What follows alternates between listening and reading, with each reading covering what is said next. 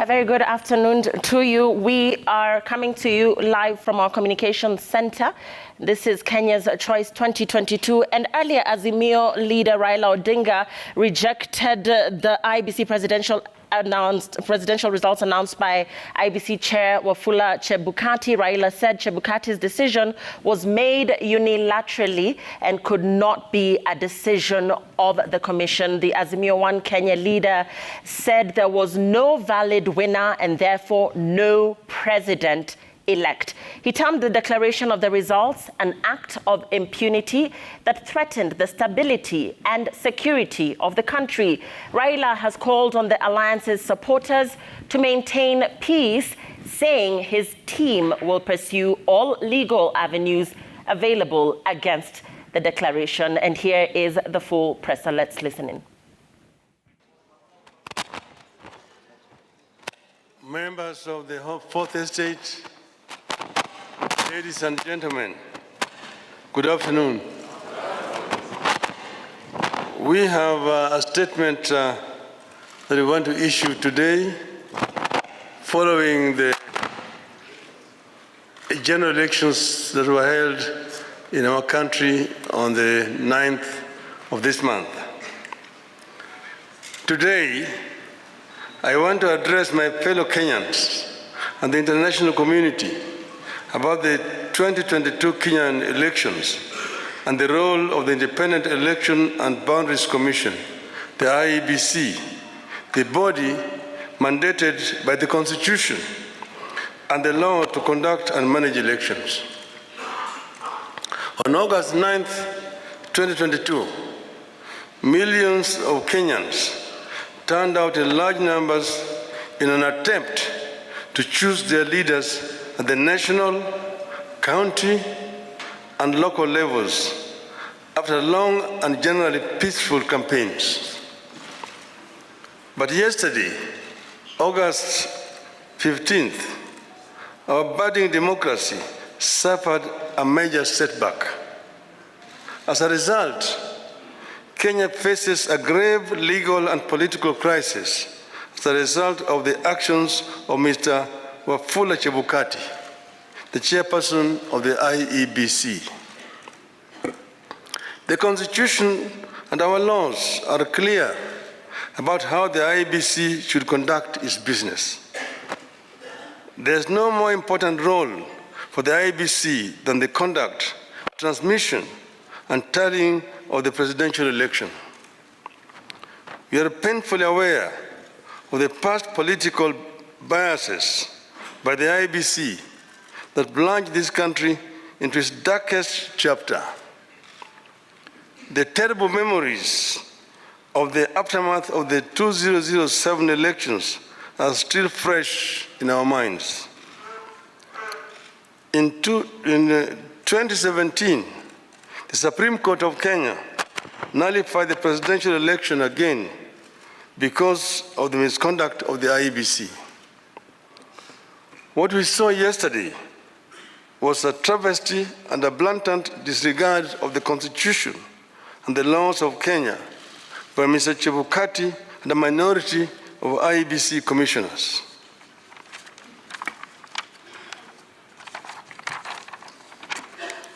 The law is clear on the role of the chairperson of the IEBC. The law does not vest in the chairperson the powers of a dictator to rule the IEBC unilaterally. The IEBC is structured as a democratic institution in which decisions must be taken either by consensus or by a vote of the majority. The chairperson and a tiny minority of commissioners have no legal authority to take weighty decisions and proclaim them as the rulings of the IEBC.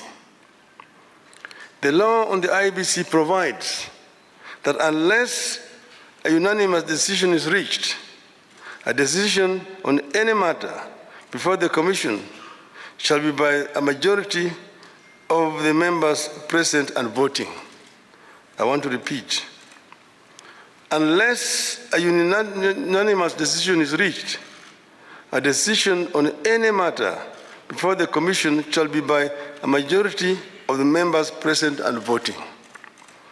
In addition, the Court of Appeal in the Maina Kiai case ruled, and I quote again, reiterate, as we conclude, that there is no doubt from the architecture of the laws we have considered that the people of Kenya did not intend to vest or concentrate such sweeping and boundless powers in one individual, that is the chairperson of the appellant.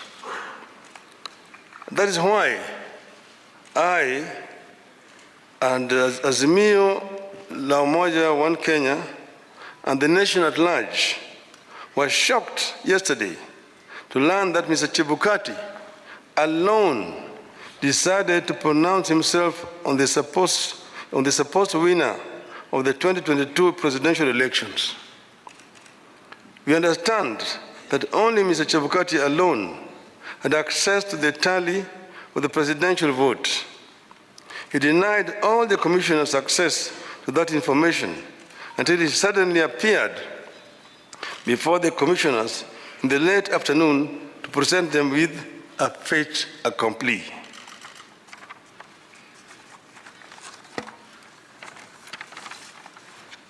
Barely 2 hours before his announcement, Mr. Chebukati called a meeting of the IEBC and revealed to them the different results he was going to announce.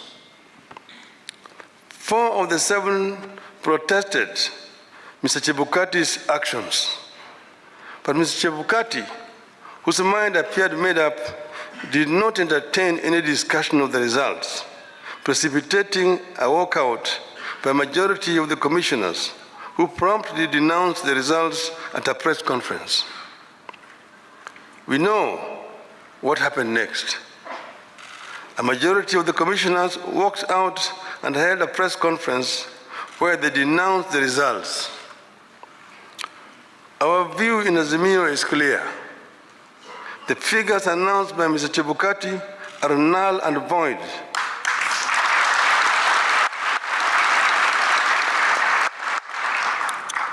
I repeat, the figures announced by Mr. Chebukati are null and void and must be quashed by a court of law. In our view, there is neither a legally and validly declared winner nor a president-elect. Mr. Chebukati's announcement purporting to announce a winner is a nullity. He acted with gross impunity and in total disregard of the Constitution and our laws. He could have plunged our country into chaos had our supporters not exercised great restraint. Such blatant acts of impunity can be a threat to the security of our country. It is not up to us to decide whether Mr. Chebukati has committed an offense. We leave that determination to the appropriate authorities. But for avoidance of doubt, I want to repeat that we totally and without reservations reject the presidential results announced yesterday by Mr. Chebukati. I want to commend our supporters for remaining calm and keeping the peace, and I urge them to continue to do so.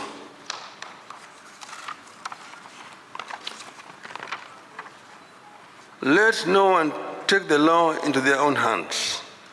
We are pursuing constitutional and lawful channels and processes to invalidate Mr. Chebukati's illegal and unconstitutional pronouncement.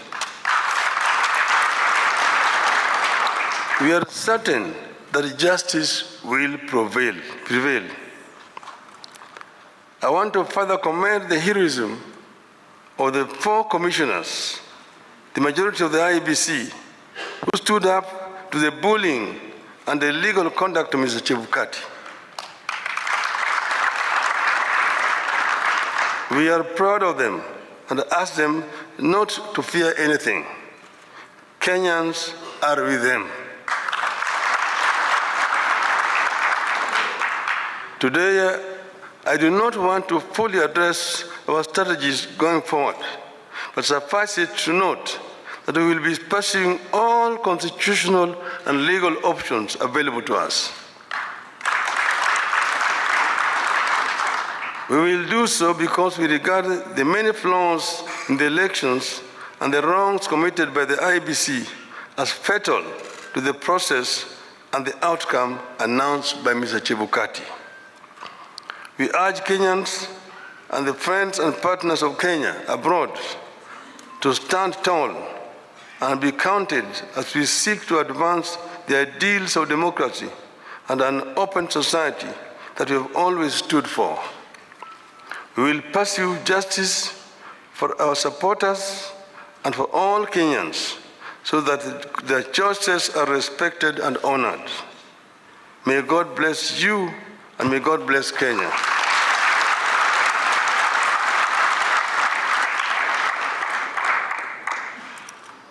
Nataka kuchukua tena fursa hii kutoa shukrani kwa Kenya wenzangu ambayo wameshiriki katika uchaguzi ambayo imepita.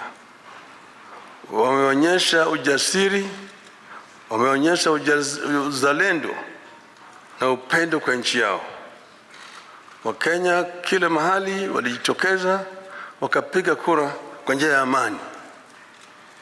Sasa yale ambayo yalibaki ni tume ya uchaguzi kuhakikisha kwamba ile ndoto ya Wanakenya imeheshimiwa. Tumegundua hitilafu ambayo imefanyika katika IEBC ambayo imejaribu kutaka kukiuka yale ambayo Wakenya wenyewe walikuwa wamefanya. Tumeona yale ambayo imefanywa na yule mwenyekiti wa tume ya uchaguzi Bwana Wafula Chebukati kwa kujaribu kupindua ili uamuzi ya Wakenya. Anafanya hivyo bila kushauriana na wale wenzake ambaye wako pale pamoja naye katika tume ya uchaguzi. Sisi wana Kenya na wana Azimio tunapenda amani. Tunapenda umoja wa Kenya. Tunataka kuona kama Wakenya wameungana kama kitu kimoja. Ndio tunaongea juu ya Azimio la umoja. Tuko na nia ya kuona kwamba Kenya imetoka katika janga la ufukara, janga ya kutokuwa na imani na amani, na janga ya ubaguzi ya kikabila, ili Wakenya waungane kama watu moja, waweze kutekeleza wajibu yao kulingana na ndoto ya uanzilishi wa taifa letu.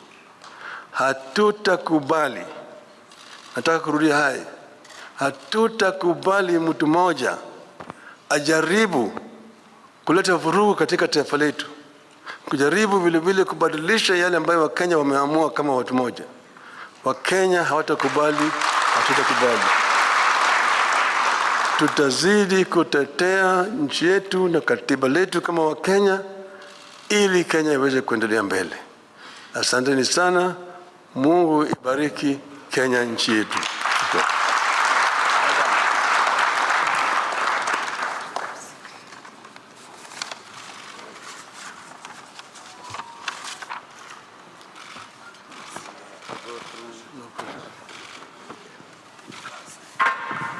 Niombe sote tusalie tumeketi.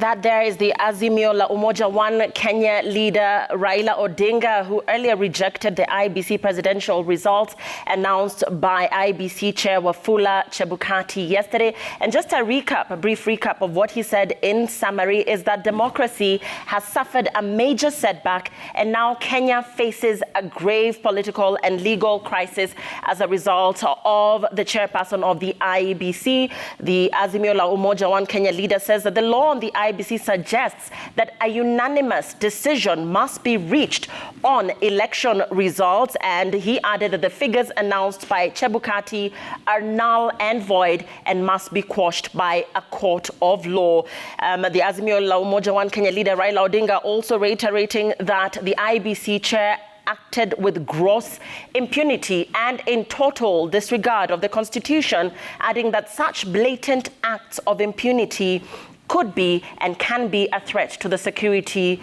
of the country. He therefore said that Azimio-one Kenya rejects the presidential results announced yesterday by the IEBC chair. He also commended the heroism, he called it the heroism of the 4 commissioners who stood up to what he called the illegal conduct of the IEBC chair, and said that he, of course, with Azimio-one Kenya, will explore all constitutional and legal options available. The Azimio-one Kenya leader, Raila Odinga, also calling on his supporters to remain calm as he addressed the press at the KICC Azimio-one Kenya Media Center earlier this